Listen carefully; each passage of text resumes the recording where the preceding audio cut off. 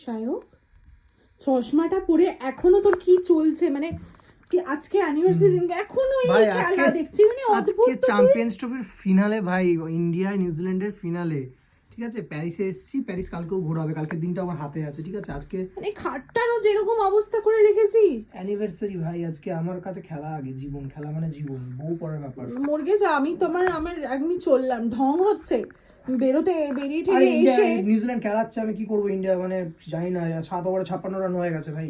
যাবো কালকে, চলে যাবো, দাঁড়ান একটু আগে খেলাটা দেখি।